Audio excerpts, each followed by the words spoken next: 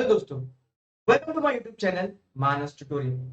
आज हम लोग क्लास 10th का first chapter which is chemical reactions and equations के बारे में देखने वाले हैं। तो बेसिकली केमिकल रिएक्शंस क्या होता है, उसके कितने टाइप के केमिकल रिएक्शन होते हैं and how to balance a chemical reaction, this all the things are discussed in this video and in upcoming video. तो चलिए स्टार्ट करते हैं केमिकल रिएक्शंस। इसके पहले हमें कुछ बेसिक्स जानना बहुत जरूरी है जो कि हमने क्लास 9th में पढ़ा। 9th में क्या पढ़ा था कि चेंज क्या होता है। सबसे पहले हमें रिएक्शन जानने से पहले जानना पड़ेगा कि चेंज क्या होता है, व्हाट इज चेंज। अब चेंज जानने के बाद कितने टाइप्स के चेंज होते हैं वो जान लेंगे। उसके बाद हम आएंगे हमारे main topic which is chemical reactions and equations के बारे में, एंड देन हम लोग कैरेक्टरिस्टिक्स ऑफ केमिकल रिएक्शन देखेंगे। सो इन चार चीजों को हम लोग इस वीडियो में देखने वाले हैं। तो चलिए स्टार्ट करते हैं। First thing which is change. Change क्या होता है? चेंज मतलब क्या होता है? बदलाव। मीन्स पहले कुछ और था, बाद में उसके अंदर कुछ चेंज आ गया, उसके अंदर कुछ बदलाव आ गया, तो उसे हम कहते हैं चेंज। मीन्स यहाँ पे दो टर्म है, एक है उसका पहले इनिशियल स्टेज कुछ रहेगा एंड बाद में उसका फाइनल स्टेज कुछ रहेगा। So there will be two stage included in change.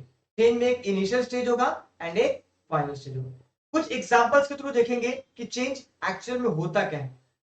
Basically यहाँ पे आपको दो डायग्राम दिख रहा होगा, एक छोटा सा सैपलिंग है, पौधा है एंड उसके बगल में एक ट्री है, एंड देन सेकंड में एक छोटा सा बेबी है एंड देन एक बेबी बॉय, एक बॉय। अब आपको डिफरेंस दोनों में क्या दिखेगा कि जो इनिशियल स्टेज है, जो इनिशियल स्टेज है सैपलिंग का, वो सैपलिंग बाद में क्या बन गया, एक बड़ा सा पेड़ बन गया। मींस जो उस पेड़ का जो इनिशियल स्टेज था वो क्या था? सैपलिंग था, पौधा था, एंड देन उसका फाइनल स्टेज क्या हो गया? एक ट्री हो।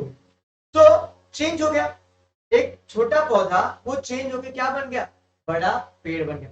तो मतलब कि चेंज में हमेशा दो स्टेज रहेगा, एक इनिशियल स्टेज रहेगा, एक फाइनल स्टेज। सेकंड एग्जांपल भी सेम है, एक छोटा सा बेबी है एंड देन बाद में एक अडल्ट बॉय।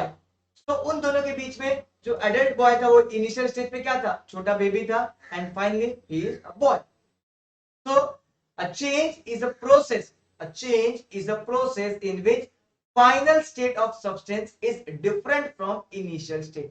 जो final state होगा वो initial state से क्या होता है? Different होता है, उसी को हम क्या कहते हैं? change. आप लोग अपना भी एक बचपन का फोटो देखोगे। सो पहले आप छोटे बच्चे थे, now you are getting adult, आप धीरे धीरे क्या हो रहे हो? बड़े हो रहे हो। मीन्स आपका जो इनिशियल स्टेज था एंड फाइनल स्टेज वो दोनों डिफरेंस है, means you are changing yourself. Clear हुआ? चलिए देखते हैं। चेंज समझ में आ गया, तो अब जानेंगे कि कितने टाइप्स के चेंज होते हैं, कितने टाइप्स के चेंजेस होते हैं। यहां पर हम कुछ टाइप्स को देखेंगे। जैसे पहला देखेंगे हम लोग कि physical change and chemical change क्या होता है। Next reversible change and irreversible change क्या होता है, and third one is periodic change and non periodic changes क्या होता है। इनके बारे में हम लोग डिटेल में देखेंगे। तो पहला है physical change and chemical change.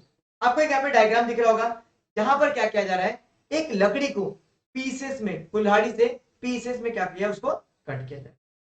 Second में क्या किया जा रहा है, उस लकड़ी को बर्न किया जा रहा है, जला दिया जा रहा है। तो दो चीजें हो रही है उस लकड़ी के साथ। पहला क्या हो रहा है, उस लकड़ी को छोटे छोटे पीसेस में कट कर रहे हैं, एंड सेकंड में क्या करें, उस लकड़ी को हम लोग जला दे रहे हैं, बर्न कर रहे हैं। तो अब इन दोनों में कौन सा फिजिकल चेंज होगा और कौन सा केमिकल चेंज होगा। चलिए फिजिकल चेंज मतलब क्या होता है, a physical change is a change of matter, खाली वहां पे मैटर चेंज होता है, that occurs without changing its chemical composition। Basically क्या होता है, जो फिजिकल चेंज में उस कंपोनेंट का साइज चेंज होता है, शेप चेंज करते हैं, साइज शेप स्टेट चेंज करते हैं, लेकिन जो उसका केमिकल कंपोजिशन है वो क्या रहता है? सेम रहता है। जैसे फॉर एग्जांपल देख लो, जो लकड़ी को हम लोग कुल्हाड़ी से कट कर रहे हैं, हम लोग उसका साइज चेंज करें, उसको छोटे पीसेस में करें, उसका शेप चेंज करें, बट क्या हम उस लकड़ी को चेंज करें? लकड़ी का मैटर आज भी वो लकड़ी है, जस्ट उसका साइज एंड शेप चेंज हो। तो ऐसे चेंज को हम क्या कहते हैं? Physical change.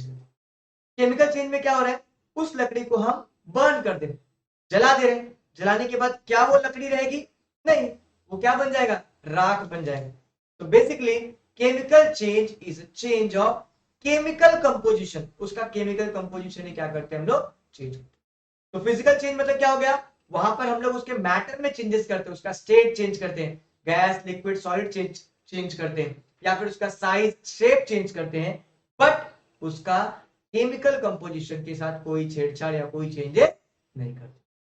क्लियर हुआ? हो केमिकल में ठीक इसका उल्टा, यहां पर हम लोग सीधा उसका केमिकल कंपोजिशन ही चेंज करते हैं। Now second one is it is usually reversible. Reversible मतलब क्या है, जो पहले था वैसा हम फिर से जनरेट करें। देखो यहाँ पे एक वर्ड है यूजली, मीन्स हमेशा नहीं, बट यूजली क्या कर सकते हैं, रिवर्सिबल। जैसे फॉर एग्जांपल एक लेते हैं, वाटर था, पानी था, उस पानी को मैंने क्या किया, एक बॉटल में भर के फ्रीजर में डाल दिया। अब क्या होगा, this water will get converted into ice. Water liquid था, आइस क्या हो गया, सॉलिड हो गया, तो उसका स्टेट चेंज हो गया, means there is physical change. But अगर उसी आइस क्यूब को अगर मैं बाहर रख दूं कुछ टाइम के लिए, वो फिर से क्या बन जाएगा, वाटर बन जाएगा, पानी बन जाएगा। तो फिजिकल चेंज जो होता है वो यूजुअली क्या होता है, रिवर्सिबल होता है, इसको रिवर्स कर सकते हैं, जैसा पहले था वैसे बाद में भी हम उसको ला सकते हैं। लेकिन केमिकल चेंज यूजुअली क्या होता है, इररिवर्सिबल होता है। एक बार लकड़ी जल गई तो क्या वो फिर से राख से लकड़ी बन सकती है क्या, नहीं। तो chemical change is usually irreversible. Some cases में होता है केमिकल रिएक्शंस में, बट यूजुअली क्या होता है, वो इररिवर्सिबल। नेक्स्ट, फिजिकल चेंज में कोई न्यू प्रोडक्ट फॉर्म नहीं होता। लकड़ी था, कट करने के बाद भी वो लकड़ी ही रहेगा, लेकिन केमिकल चेंज में क्या होता है, एक न्यू प्रोडक्ट फॉर्म होता है। क्या होता है, न्यू प्रोडक्ट फॉर्म। जैसे लकड़ी को मैंने जलाया तो क्या बन गई, एशेस, जो राख बना वो क्या हो गया, एक न्यू प्रोडक्ट। तो ये था physical change and chemical change के बारे में। चलिए नेक्स्ट टाइप का चेंज देखते हैं, reversible and irreversible change. Reversible जैसे मैंने एग्जांपल बताया आइस वाला, सेम वही, the process that can be reverse. यहाँ पे प्रोसेस को क्या कर सकते हैं हम लोग, रिवर्स कर सकते हैं, जबकि इररिवर्सिबल में हम उसको रिवर्स नहीं करते। फॉर एग्जांपल यहाँ पर उन्होंने क्या किया, आइसक्रीम लिया, उसको बाहर सन के अंडर में रख दिया, वो क्या हो जाएगा, मेल्ट हो जाएगा। फिर इसी मेल्टेड आइसक्रीम को अगर मैं फिर से फ्रिज में रख दूंगा तो वो क्या बन जाएगा, बन जाएगा। It is a reversible process. जबकि इरिवर्सिबल में एक छोटा सा पौधा था या बीज था, उससे एक प्लांट बन गया, तो क्या वापस वो बीज बन सकता है क्या, नहीं।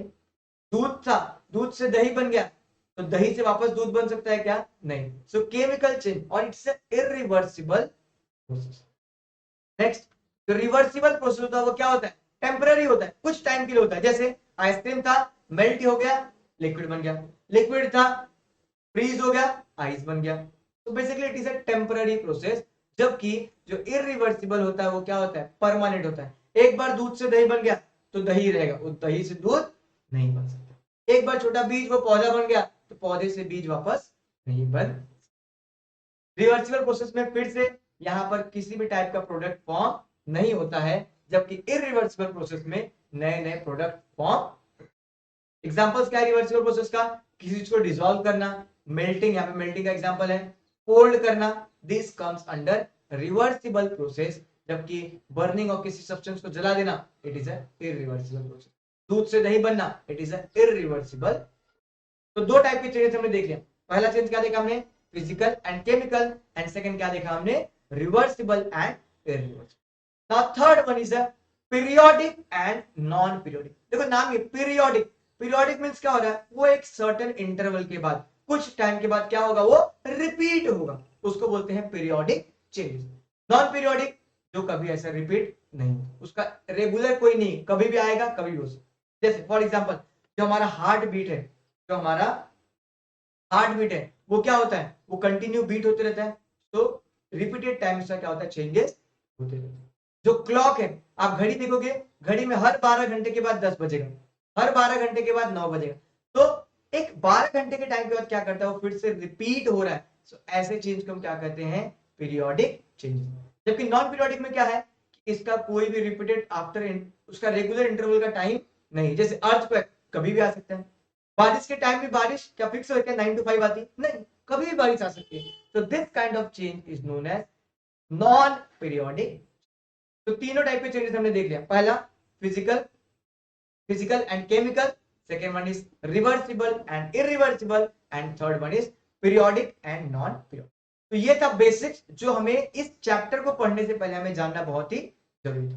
नाउ अब हम बात करेंगे केमिकल रिएक्शंस के बारे में। ये केमिकल रिएक्शंस क्या होता है?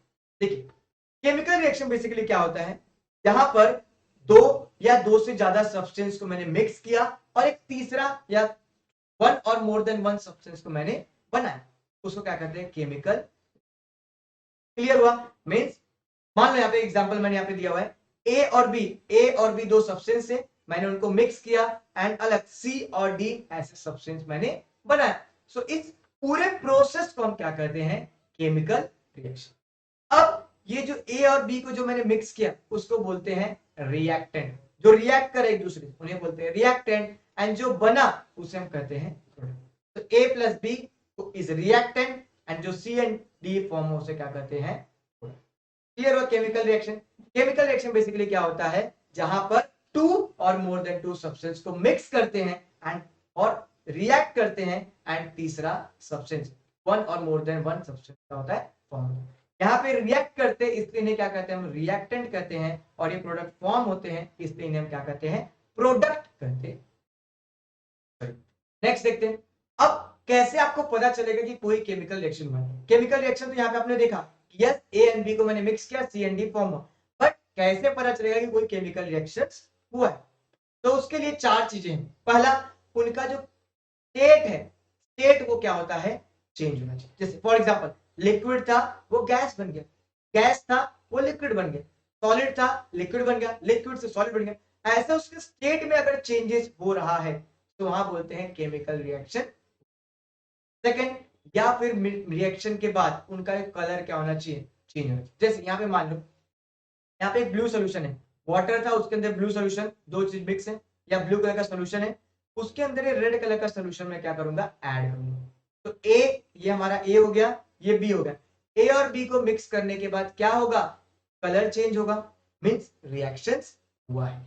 क्लियर हुआ?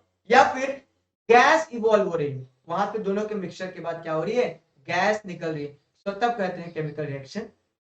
And next one is a change in temperature, temperature में चेंजेस हुआ है, या फिर टेम्परेचर कम हुआ है या ज्यादा हुआ है, तब हम कहते हैं कि कोई केमिकल रिएक्शन। तो चार चीजें होंगी तभी हम कहेंगे, या फिर उसका स्टेट चेंज होगा, या फिर उसका कलर चेंज होगा, या गैस इवॉल्व होगा, गैस बाहर निकलेगा, या फिर उसका टेम्परेचर कम या ज्यादा होगा, तब हम कहेंगे कि केमिकल रिएक्शन। क्लियर? अब उस केमिकल रिएक्शन जो मैंने भी बताया कि ए और बी को मैंने मिक्स किया और सी एंड डी पॉप, उसको केमिकली इसको लिखने का तरीका जो है उसे हम क्या कहते हैं, केमिकल इक्वेशन। किस तरह से रिएक्शन हुआ है उसको एक पर्टिकुलर रूल के अंडर में लिखना, उसे हम कहते हैं केमिकल इक्वेशन। तो chemical equation is a symbolic representation, एक सिंबल के रूप में रिप्रेजेंटेशन ऑफ केमिकल रिएक्शन, जहां पर जो रिएक्टेंट होता है, जो रिएक्टेंट जो एक दूसरे से रिएक्ट करें, जैसे इस केस में HCl और NaOH, ये हमेशा इस एरो, एक एरो के लेफ्ट साइड में होते हैं, एंड जो प्रोडक्ट फॉर्म होता है वो क्या होता है, राइट साइड में होता है। रिएक्शन के लिए कोई स्पेशल कंडीशन लगेगी तो वो उसको हम इस एरो के ऊपर लिखते हैं। तो ये था केमिकल इक्वेशंस के बारे में। एग्जांपल देख लो, HCl एंड NaOH ये रिएक्टेंट थे, इनको रिएक्ट कराया इसलिए हमेशा ये लेफ्ट साइड में। एरो के ऊपर कोई स्पेशल कंडीशन चाहिए, जैसे कोई स्पेशल टेम्परेचर चाहिए रिएक्ट होने के लिए, तो वो हम वहां पर लिखेंगे। And then H2O and NaCl form हुआ, उसको हम कहते हैं, उसको हमने राइट साइड। तो केमिकल इक्वेशन लिखने का। नेक्स्ट वीडियो में हम लोग केमिकल इक्वेशंस कैसे लिखते हैं उसके बारे में देखेंगे, then types of chemical reactions के बारे में देखेंगे, एंड देखेंगे कि किस तरह से एक केमिकल रिएक्शंस को हम लोग बैलेंस कैसे करते हैं। तो मिलते हैं नेक्स्ट वीडियो में। आई होप आपको वीडियो समझ में आया होगा। कुछ भी डाउट हो आप कमेंट करके बता सकते हैं, मैं ट्राई करूंगा उसको सॉल्व करने का। चैनल को अब तक सब्सक्राइब नहीं किया है सो प्लीज सब्सक्राइब इट, जैसे कि जब भी मैं वीडियो अपलोड करूं आपको उसकी नोटिफिकेशंस मिलती रहे। और yes, press the bell icon जिससे नोटिफिकेशंस आपको मिलते हैं। तो मिलते हैं नेक्स्ट वीडियो में। Thanks for watching.